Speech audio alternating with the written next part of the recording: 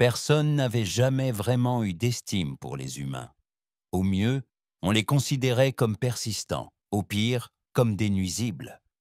Dans une galaxie où la plupart des espèces mesuraient l'histoire en millénaires, les quelques milliers d'années de civilisation humaine n'impressionnaient personne. On les tolérait à peine. On leur attribuait des miettes de territoire spatial. On les assignait à des routes commerciales sans issue et à des postes diplomatiques reculés.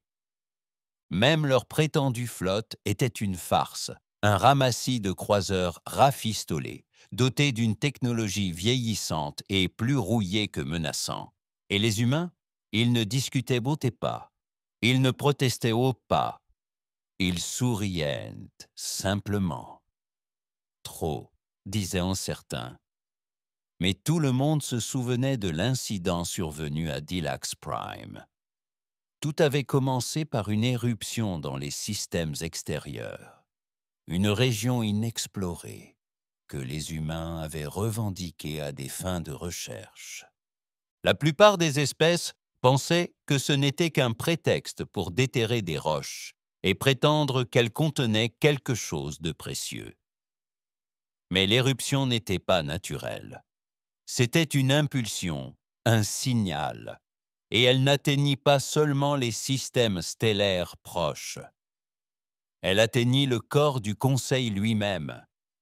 L'impulsion transportait des fréquences si anciennes, si ancrées dans les couches profondes de la technologie galactique, qu'elle déclencha la panique chez des espèces qui n'avaient plus ressenti la peur depuis des générations.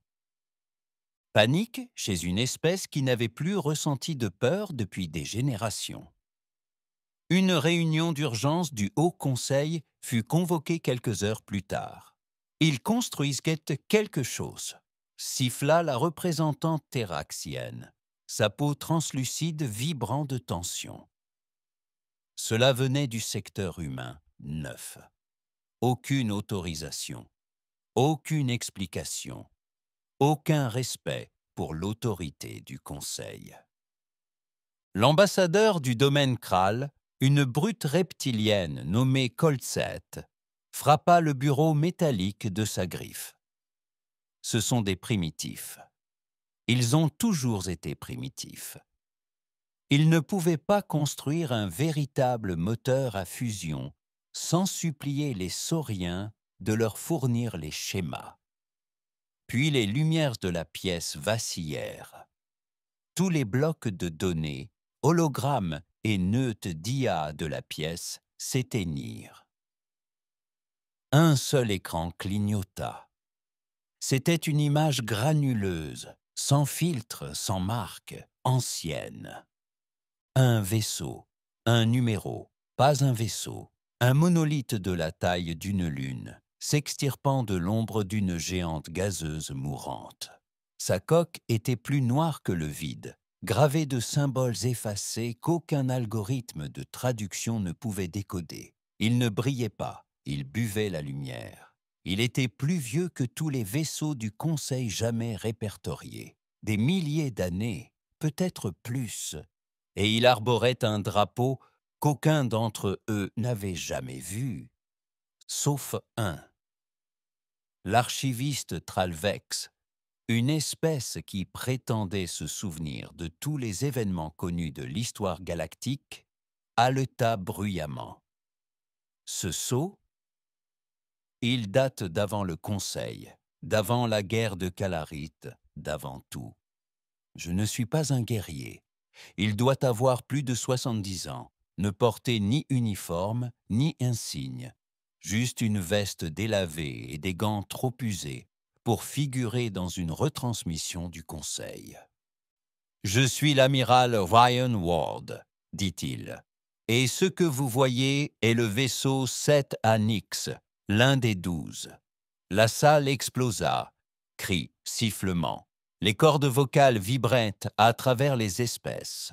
L'ambassadeur Kral demanda comment une race à peine civilisée pouvait posséder des vaisseaux de cette taille. Le Terraxien parla de bluff, d'illusion vidéo. L'archiviste de Tralvex trembla. Ce vaisseau était répertorié comme un mythe, murmura-t-il. On disait qu'il avait détruit l'empire Séraphine d'une seule brèche orbitale. Cet empire dura 80 000 ans. L'amiral Ward ne sourit pas. « Nous les avons trouvés », dit-il simplement. « Nous ne les avons pas construits, mais nous avons fini par les découvrir. »« Et vous ne nous l'avez pas dit ?» grogna une voix depuis la salle du conseil. Ward inclina la tête. « Tu n'avais jamais posé la question. » Puis l'écran s'est éteint. Pendant un instant, personne ne bougea. Même l'air dans la salle semblait figé. Le corps du Conseil, incontesté depuis plus de 96 000 ans, venait de se rappeler quelque chose qu'il avait oublié. L'humanité n'était plus jeune. Elle cachait quelque chose d'ancien. Et maintenant, elle ne se cachait plus. La panique ne se propage pas à travers la galaxie comme sur une seule planète. Elle est plus silencieuse, plus froide, comme une fissure dans la coque d'un vaisseau, à peine visible, mais mortelle si on l'ignore. Dans les 2 jours qui ont suivi le message de l'amiral Ward, 5 grands empires ont déclaré l'alerte. Pas de guerre, pas encore, mais une surveillance à large spectre sur tous les secteurs humains. Les voies commerciales furent soudainement réexaminées. Les diplomates furent rappelés. Les ambassadeurs reçurent l'ordre de sourire, d'acquiescer et de chercher des réponses. Mais la Terre ne donna rien. Les humains firent qu'un tout comme si de rien n'était. Pas de conférence de presse, pas de déclaration de suivi, pas même une réfutation des rumeurs qui circulaient. Le Conseil tenta d'envoyer des messages par les canaux officiels.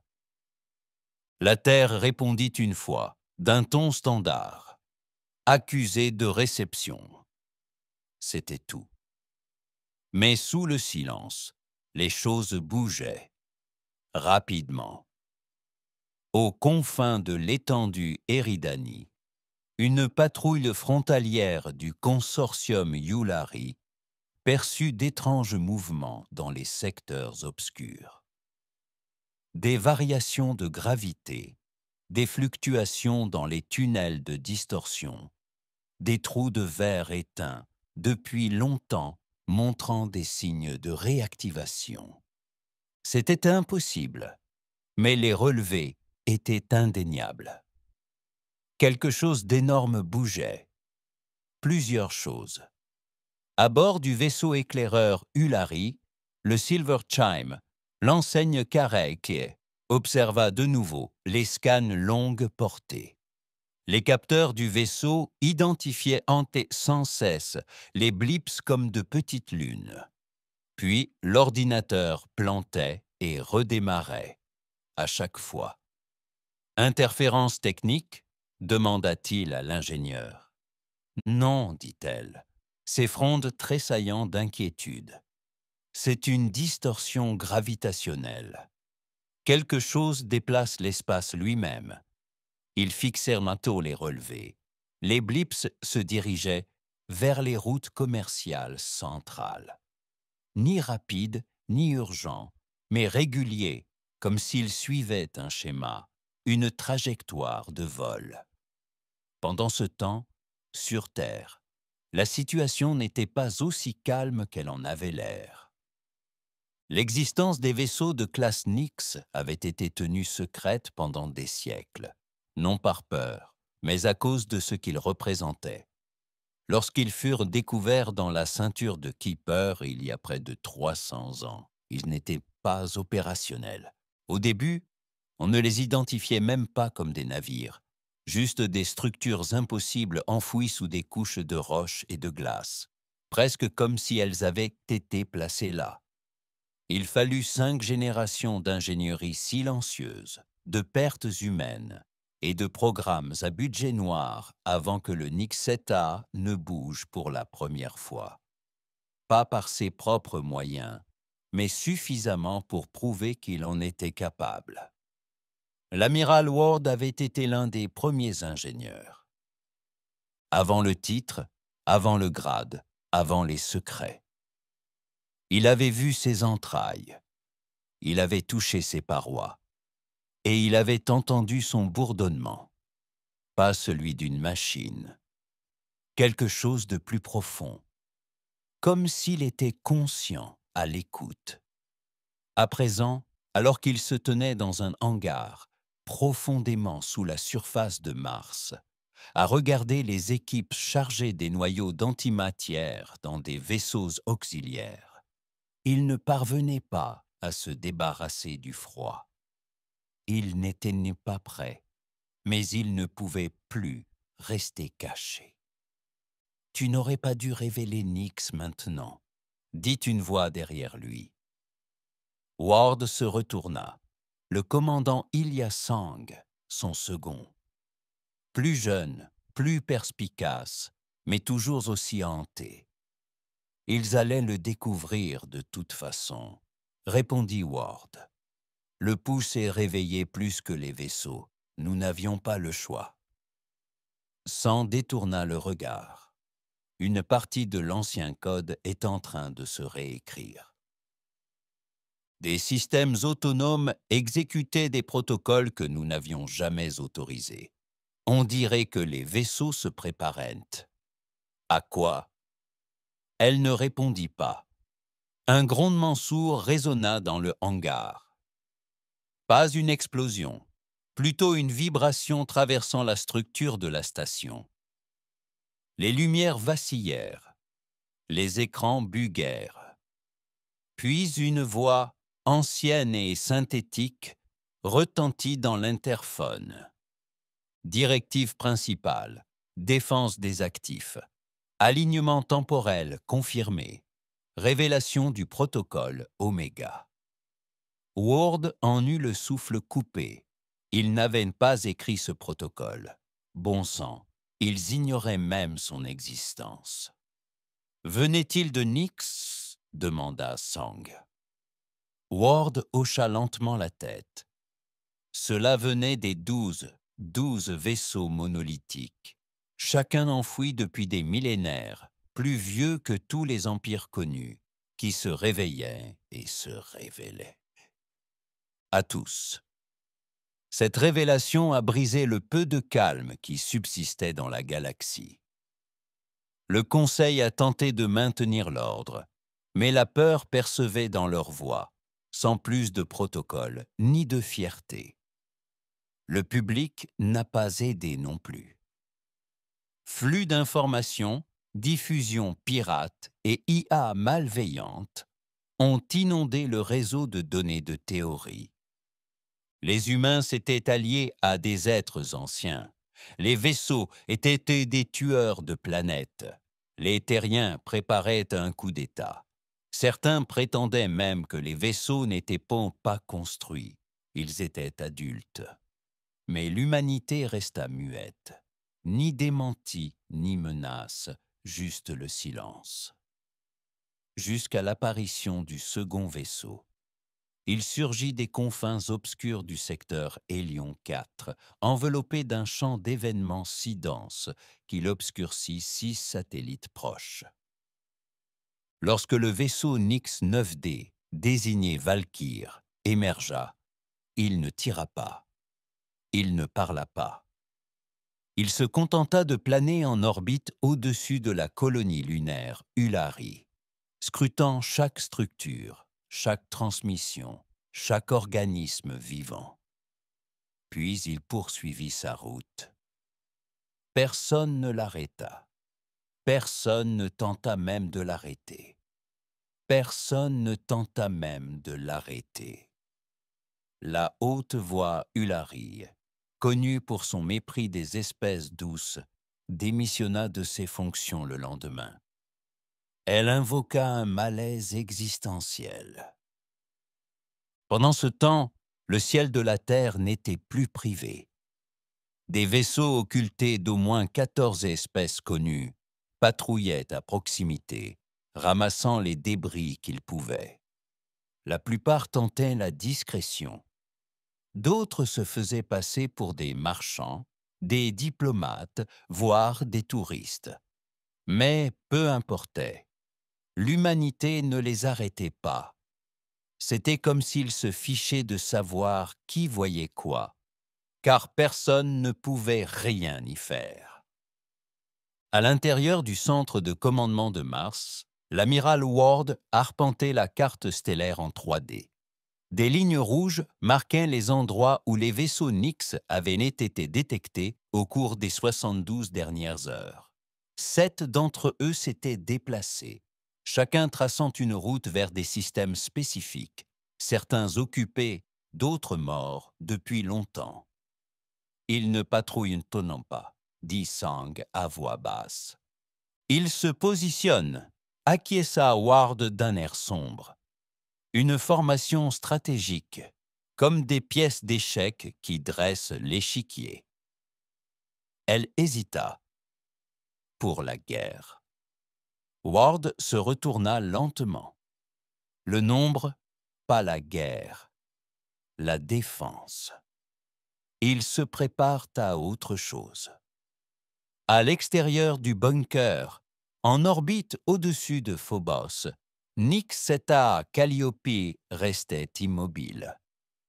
Sa surface absorbait les scans. Son noyau vibrait d'une énergie bien plus profonde que la puissance. Un rythme, un battement de cœur. Et au plus profond de sa salle des machines, là où même les ingénieurs terriens les plus avancés n'osaient pas trop s'aventurer, quelque chose grandissait. Une structure cristalline, d'un bleu-blanc pulsé, entrelacée de lignes de données qui se tordaient et se courbaient comme des veines. Aucun humain ne l'avait jamais vu se former, jusqu'à présent. Le docteur Nadia Val, scientifique en chef de la xénotechnologie, observait la structure se déployer depuis une capsule sécurisée. Elle ne parla pas, incapable de le faire. Sa gorge se serra, mêlée de terreur et de crainte. La lecture indiquait qu'il n'était pas vivant, mais son instinct lui disait le contraire. Puis il parla, pas à voix haute, pas par haut-parleur. Il murmura dans sa tête. Menace imminente. Origine. Spirale extérieure galactique. Classification de l'entité. Inconnu hostile. Portée temporelle. Époque pré-conseil. Système défensif activé. Les yeux de Val s'écarquillèrent. Attendez, vous dites que quelque chose se prépare. La lumière à l'intérieur du cristal s'illumina. La révélation du protocole Oméga n'avait pas pour but d'affirmer sa domination. C'était pour avertir les autres. Le réseau de défense doit s'unifier. Retarder, c'est s'éteindre. Elle se précipita vers le panneau de contrôle, se connectant directement à la console de Ward. Son message était bref. « Amiral, il ne s'agit pas de nous. Ces vaisseaux n'ont pas été conçus pour la conquête. Ils se réveillent car quelque chose de pire se prépare. » De retour en orbite, les autres vaisseaux Nix commencèrent à se réaligner. Les empires galactiques craignaient autrefois pour leur contrôle. Maintenant, ils craignaient pour leur survie. Et seuls les humains, ces humains sous-estimés, négligés, ridiculisés, détenaient les clés de la dernière défense dont la galaxie ignorait jusqu'à l'existence. Jusqu'à présent. La salle de briefing sous Olympus Mons n'avait jamais été aussi tendue. Généraux, amiraux et chefs des services de renseignement des agences fantômes de la Terre étaient assis dans un silence pesant, certains poings serrés, d'autres doigts crispés sur la froide table en acier. Au centre, une projection de la flotte Nix vibrait avec une synchronisation inquiétante. tel le battement d'un titan enseveli.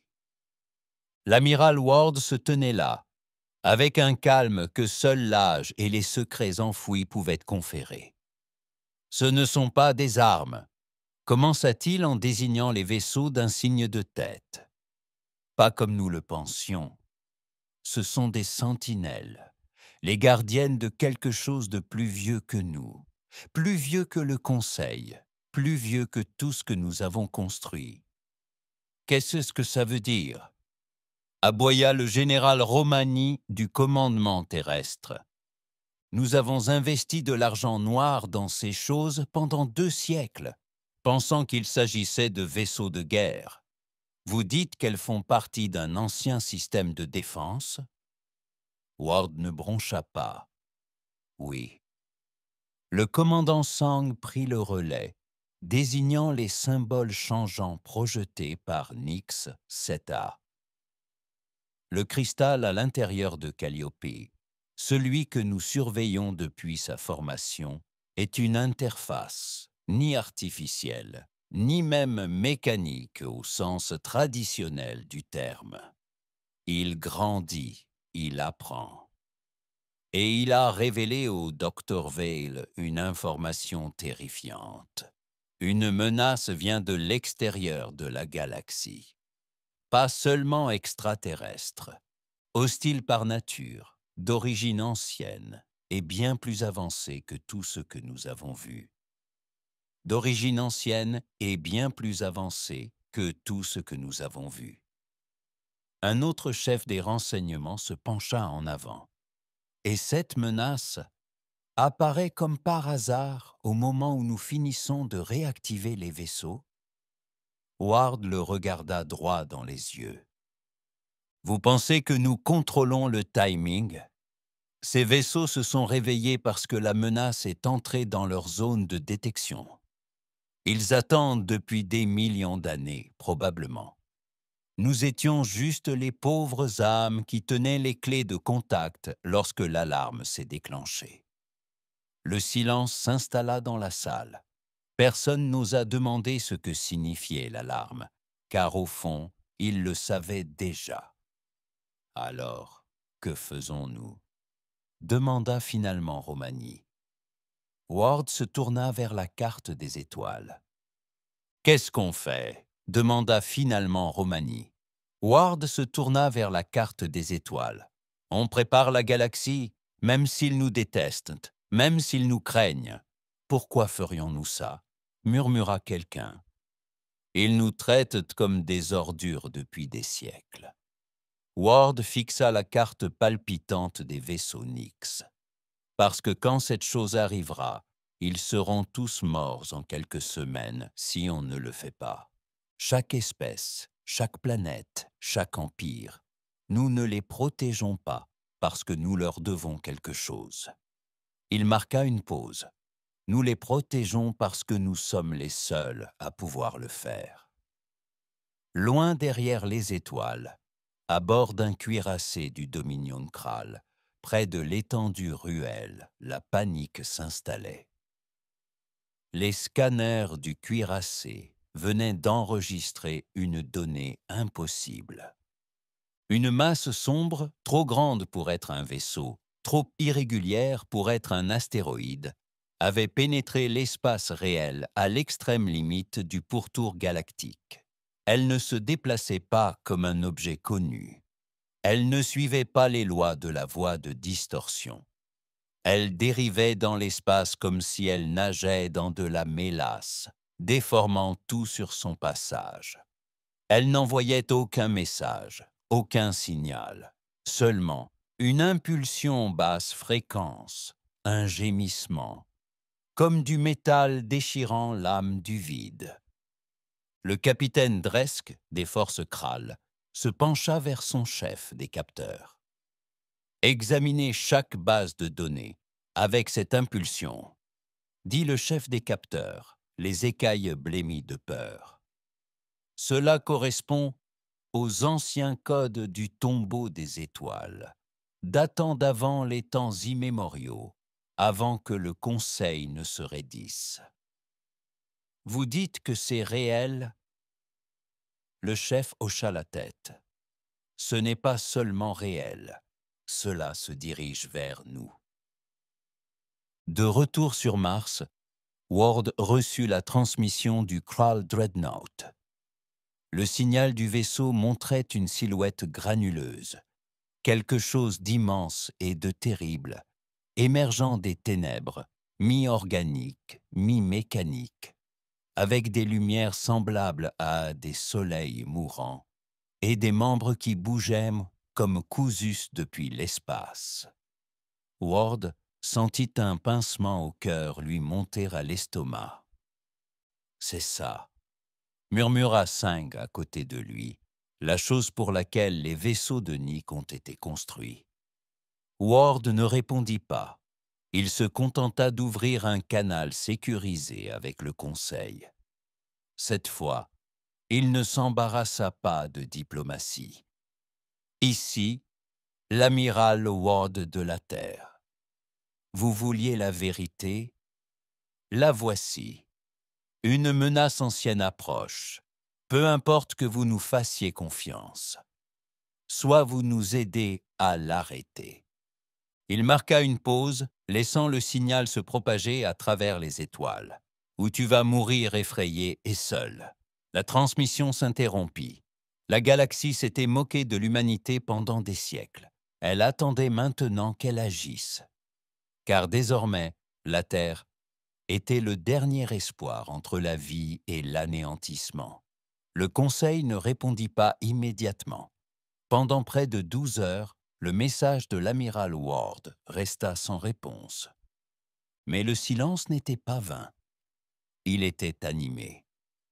Communication paniquée entre empires, fuite de données cachées et une rafale de vaisseaux anonymes déviant des mondes de loisirs vers des systèmes de forteresses.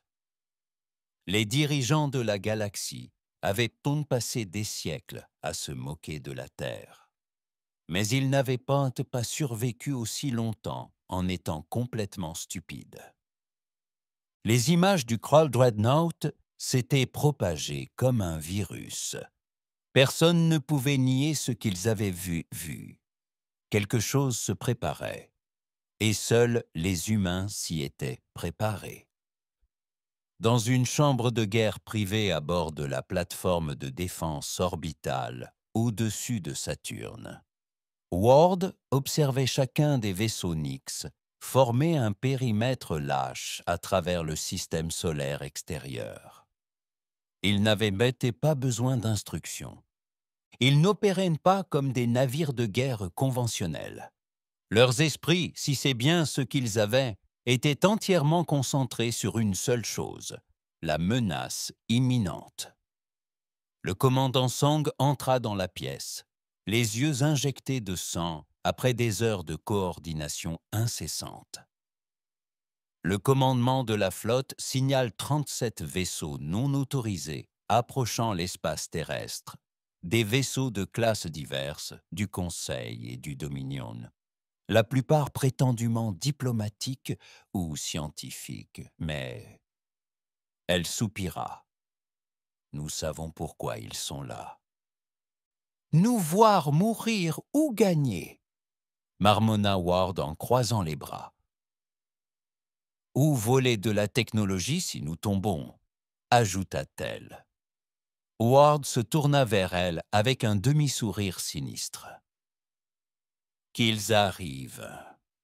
Si cette chose franchit la ligne Nyx, il ne restera plus de galaxie pour laquelle se battre. Sang ne répondit pas. Son regard se porta sur le direct. Nyx 9D. Valkyr venait de s'immobiliser. Il était suspendu à la limite extérieure de l'orbite de Pluton, tourné vers l'au-delà, tourné vers l'obscurité. Un seul mot s'afficha sur ses journaux d'État. Arrivé. Dans l'espace lointain, au-delà des dernières étoiles cartographiées, l'anomalie se rapprochait. L'objet n'était plus silencieux. Il émettait un son continu à basse fréquence, entre le bourdonnement d'une machine et le gémissement d'une créature. Les quelques sondes envoyées pour l'intercepter avaient été effacées de l'existence, non pas détruites, mais oubliées, comme si le temps lui-même les avait rejetées. Il n'y avait plus de données, plus de boîtes noires, juste des vaisseaux disparus et des fichiers corrompus. Et le pire, la chose n'était pas seule. Derrière elle se trouvaient des dizaines, non des centaines, de masses plus petites, chacune suintant dans l'espace réel, comme des tumeurs perçant une membrane. Ce n'étaient pas des vaisseaux, pas au sens conventionnel du terme. Ils se déplaçaient comme s'ils étaient vivants, se tordant, se déplaçant, réagissant aux stimuli. Les Tralvex, longtemps considérés comme la race scientifique la plus avancée, envoyèrent une flotte pour étudier l'anomalie. 12 vaisseaux capitaux. Un seul revint et son équipage s'était arraché les yeux. Sur Terre, le docteur Nadiavel était assis seul dans le haut de la sphère d'observation sous le cercle polaire arctique. La structure cristalline de Calliope était désormais pleinement formée.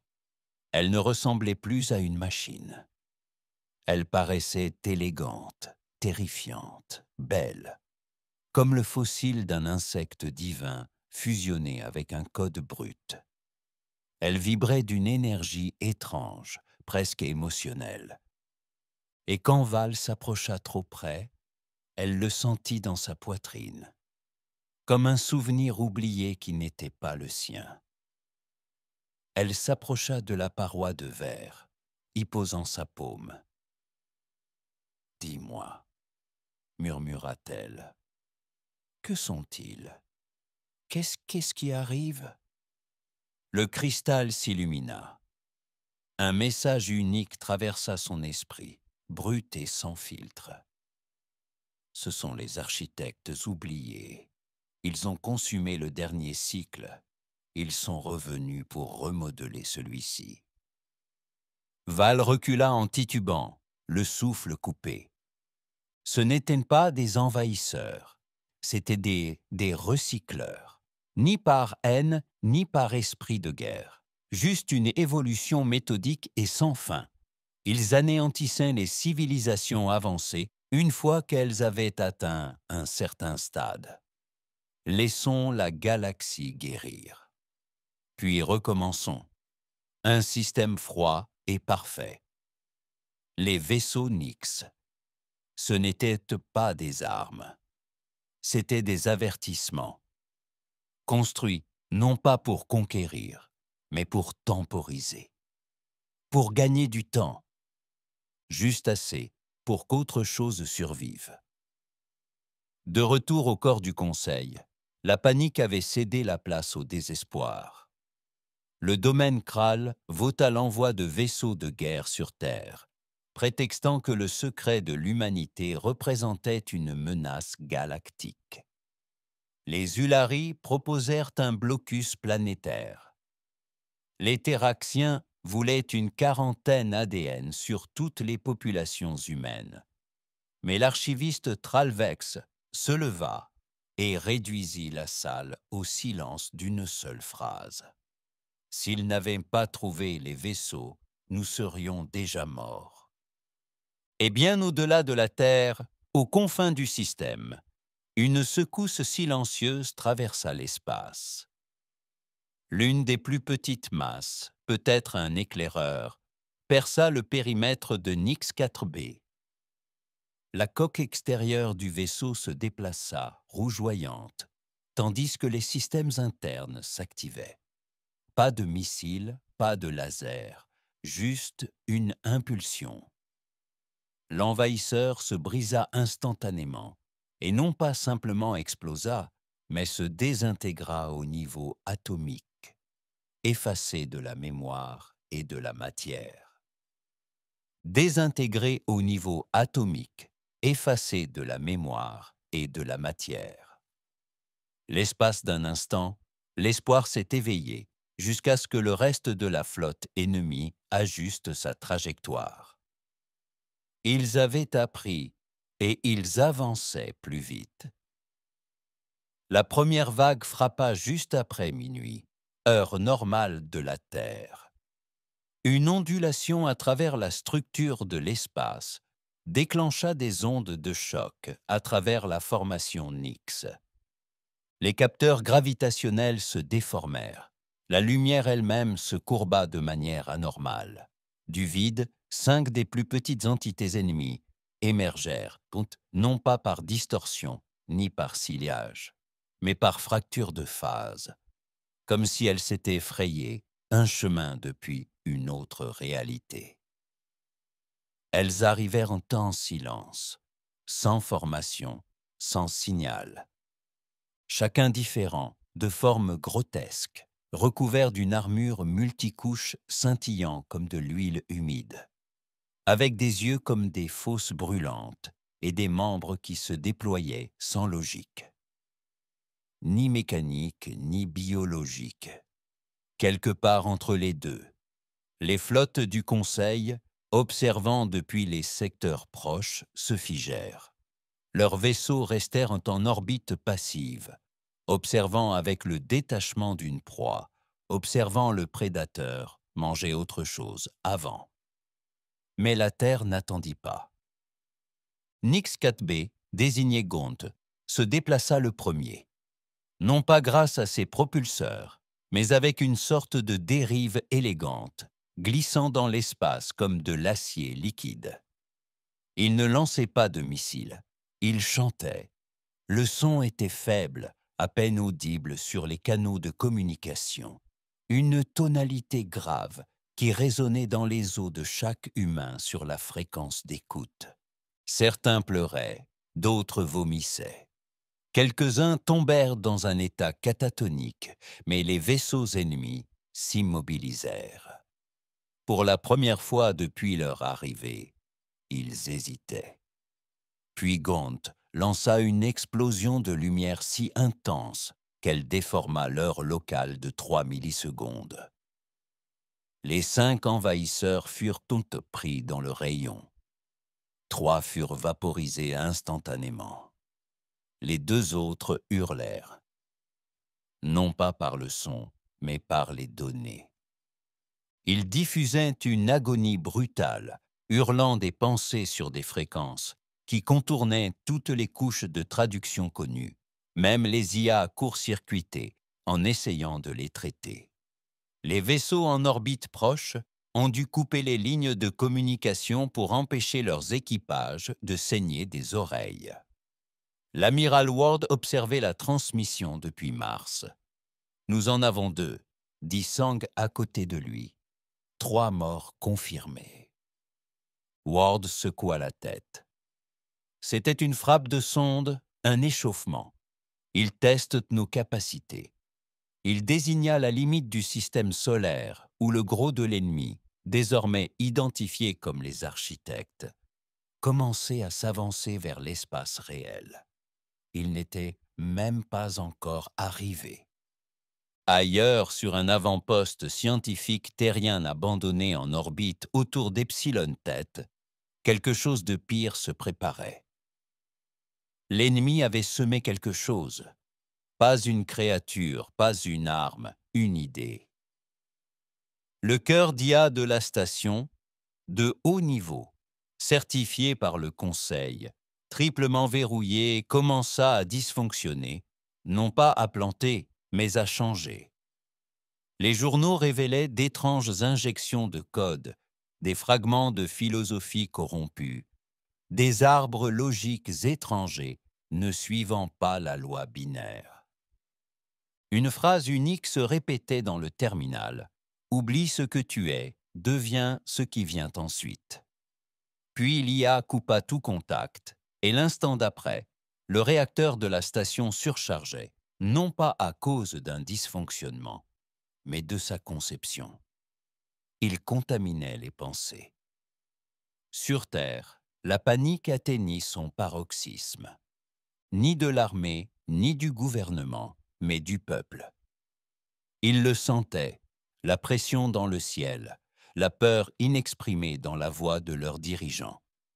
Les fils d'actualité tentaient de déformer la réalité, mais l'humanité avait dépassé la confiance aveugle. Ils levèrent les yeux et comprirent que quelque chose allait arriver. Et pour la première fois depuis des générations, l'humanité ne se sentait plus l'opprimée. Il se sentait comme la défense ultime. Les messages d'autres espèces commencèrent à affluer. Les Tralvex annoncèrent le déploiement de 3 arcs de recherche en orbite terrestre pour contribuer à la stratégie. Le Dominion Kral, ravalé par sa fierté, offrit 2 de ses cuirassés comme plateforme de frappe conjointe. Même les Terraxiens, amers jusqu'au bout, reconnurent que leur bouclier planétaire était basé sur une technologie issue de mythes liée au vaisseau Nyx. Et pourtant, l'ennemi arrivait. Dans la chambre de cristal de Calliope, le docteur Veil observait une anomalie grandissante au cœur du vaisseau. Quelque chose naissait, une silhouette humanoïde, ni mécanique ni charnelle, un être tissé de lumière stellaire et de codes, se tissant lentement à chaque pulsation du moteur du vaisseau. La voix dans son esprit résonna. La présence du commandement se manifestait. Présence de commandement en cours de manifestation. Avatar requis pour l'interface. Vous serez son guide. Val recula en titubant. Moi? Vous avez ouvert la porte. Vous devez montrer le chemin. Puis la silhouette ouvrit les yeux. C'étaient ses yeux. Sur Mars, les vaisseaux Nyx commencèrent à se déplacer en formation plus serrée, se préparant à la prochaine vague. L'amiral Ward se tenait sur le pont d'observation, observant l'obscurité au-delà de Neptune. Il ne s'y a pas. « Lancez l'appel, dit-il, à toutes les espèces, à tous les vaisseaux. S'ils ont des armes, pointez-les. S'ils ont des dents, gardez-les. Peu importe qu'ils nous détestent. » Il se tourna vers Sang, la voix dure. Personne ne survit seul à ça. Les étoiles ne semblaient plus paisibles. Aux 4 coins du système solaire, des vaisseaux se repositionnèrent. Des prototypes humains, extraterrestres et hybrides, longtemps considérés comme des échecs, et des destroyers depuis longtemps retirés du service, furent remis en service dans la nuit. En orbite basse, le ciel était épais d'acier.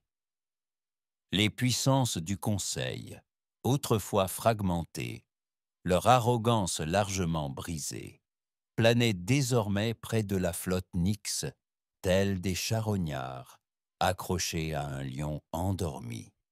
Mais le lion se réveillait, et les fantômes à l'intérieur aussi. La flotte des architectes avait percé l'héliosphère. Ils n'étaient pas venus avec fracas. Pas de propulsion visible, pas de cris de guerre ni d'avertissement. Juste des ombres, d'immenses vides rampants qui engloutissaient l'espace comme des prédateurs ayant fait cela 1000 fois auparavant. Les plus petits avançaient, zigzagant entre les astéroïdes et les lunes mineures, tandis que les plus grandes restaient au loin, attendant, palpitant, comme des cœurs de matière noire. À bord de Calliope, le docteur Nadia Veil se retrouva face à quelque chose dont elle ne s'attendait pas, à la survie. L'être qui s'était formé à l'intérieur du vaisseau Nyx, son miroir, son double, son quelque chose, était maintenant pleinement éveillé.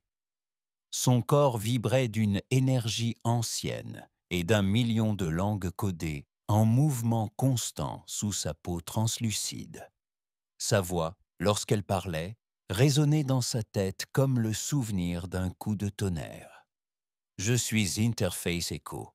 projection consciente pour le commandement du vaisseau. Val déglutit. Et tu, moi, je suis ce que tu as débloqué, ce que tu pourrais devenir. Vous avez donné une voix au vaisseau. Il vous a donné forme. Un grondement a traversé la chambre, pas mécanique. Un grondement a traversé la chambre, pas mécanique, pas sismique. La deuxième vague arrivait. Dans tout le système, des alertes ont retenti. Sur les stations lunaires extérieures de Neptune, les capteurs ont explosé de données. 8 nouvelles fractures de phase, chacune plus large que la première, s'étaient ouvertes. De nouvelles formes architecturales, plus longues, épineuses et traînant des nuages de particules ondulantes, détruisaient les données par leur simple existence. Les communications étaient coupées. Les systèmes étaient et perturbés. Certains vaisseaux s'effondraient dans l'espace, non pas détruits par les armes, mais par la réalité corrompue. Les flottes du Conseil tirèrent les premières. Canons à plasma, lances moléculaires, canons à rails, tous illuminaient l'obscurité comme des feux d'artifice. Rien de tout cela n'a fonctionné. L'ennemi a absorbé la lumière et le temps comme s'ils se nourrissaient. Et pourtant, les vaisseaux Nyx n'ont pas tiré, jusqu'à ce que Ward donne l'ordre. À bord du commandement Mars, sa voix a traversé tous les canaux. Ça y est, tous les vaisseaux doivent s'écarter. Flotte Nyx, autorisation de naufrage. Qu'ils voient ce que vous êtes vraiment. Les vaisseaux réagirent instantanément. Nyx 7. Un Calliope s'avança le premier, glissant près de la terre tel un dieu s'éveillant de son sommeil. Puis Nyx 4, Bégante, suivi de Valkyr, Shroud et des autres. Tous les 12 se mirent en position, formant une constellation si précise qu'on aurait dit que les lois mêmes de l'univers les encerclaient. De leur noyau jaillissait une énergie. Pas de radiation, mais quelque chose d'étrange. Des symboles plus anciens commencèrent à se former dans l'air au-dessus du ciel terrestre, visibles même à l'œil nu. Non pas un langage écrit, mais un instinct. Chacun les ressentait, sans les lire. Les espèces du conseil se turent. Certains pleurèrent, d'autres prièrent. Et les humains, ils se redressèrent, car ils comprirent que ces vaisseaux n'étaient pas faits pour sauver l'humanité. Ils étaient bien faits pour être commandés par l'humanité. À l'intérieur de Calliope, Interface Echo se tourna vers Val. « Tu es prête. L'humanité est prête. » Val Nisao hésita. Pour faire quoi? L'être s'avança vers elle, et soudain, elle n'était plus dans le vaisseau. Elle était dans un souvenir, une galaxie réduite en poussière, des structures dérivant dans l'espace, des planètes éventrées comme des fruits, des étoiles ensanglantées. Le dernier cycle ne répliqua pas. Val cligna des yeux. Et nous? L'être sourit, d'un doux sourire humain. Tu le feras. L'architecte Vanguard atteignit la ligne de défense terrestre. La première frappe vint de Nyx 2 C-Séraph, un rayon d'information pure, non pas destructeur au sens conventionnel du terme, mais correctif. Il réécrivit l'histoire du vaisseau approchant, détruisant sa structure moléculaire jusqu'à ce qu'il ne puisse plus exister dans cette réalité. L'architecte disparut en un clin d'œil. Les autres marquèrent une pause. C'était leur erreur. La flotte Nyx ouvrit le feu ensemble, non pas avec des armes, mais avec la vérité. D'anciens schémas de guerre, codés par la lumière et le son, conçu non pas pour détruire l'ennemi, mais pour exposer son code fondamental à la seule force qu'il ne pouvait écraser, le libre arbitre. Et l'humanité se tenait derrière, imparfaite, brutale, chaotique, imprévisible et désormais armée. La flotte des architectes s'immobilisa, non par pitié, non pas parce qu'elle avait été détruite, mais parce que, pour la première fois depuis des millions d'années, elle était désorientée. Leur logique, autrefois parfaite, vacillait désormais. Leur cycle d'extermination, conçu pour empêcher la stagnation en éliminant toute forme de vie avancée, avait toujours réussi. Les civilisations étaient prévisibles, fières, unies par la science, divisées par leurs objectifs. Elles tombaient toujours de la même façon, mais pas celle-ci. L'humanité ne se comportait pas comme une espèce au sommet de l'échelle galactique. Elle se comportait comme un virus, comme le feu, fragmenté, irrationnel, et maintenant, d'une manière ou d'une autre, aux commandes d'armes plus anciennes que l'extinction. Les vaisseaux Nyx avançaient, non par agression, mais par défi. Ils ne poursuivaient pas, ils ne chassaient pas, ils tenaient simplement le cap. 12 silhouettes massives rayonnaient d'une puissance bien supérieure à celle du plasma ou des moteurs de masse. Ils ne se battaient pas seulement pour la Terre. Ils inversaient le destin. À la surface de la Terre, des gens se rassemblaient sur les toits, dans les champs, sur les plages. Le ciel s'était fendu de couleurs, d'impulsions lumineuses, aux formes indescriptibles mais pourtant compréhensibles. La peur qui étouffait autrefois leur cœur avait été remplacée par quelque chose de plus dur, plus ancien et bien plus dangereux pour tout envahisseur. L'espoir s'est avivé sous la fureur. Les enfants tenaient la main de leurs parents, tandis que les drones d'information planaient silencieusement au-dessus de leur tête. Les soldats dans les bunkers murmuraient de vieilles prières. Dans toutes les langues, chez toutes les espèces observatrices, la même pensée a résonné comme une onde. Les humains ne meurent pas aujourd'hui. À bord du Mars Command, l'amiral Ward se tenait devant l'écran principal, montrant la flotte d'architectes hésitant aux confins de l'orbite de Neptune. Derrière lui, 5 coordonnaient les frappes, mais même elle le sentait. Le vent avait tourné. « Il ne pousse pas à pas, dit-elle.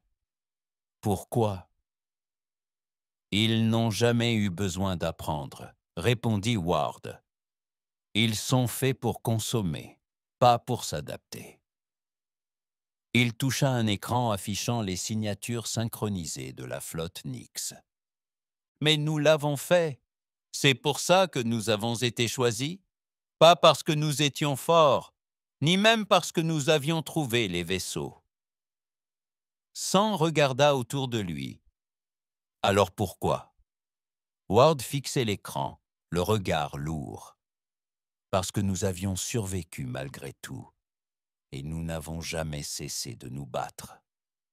Au cœur de Calliope, Interface Echo guida le Dr. Val à travers l'étape finale de la synchronisation.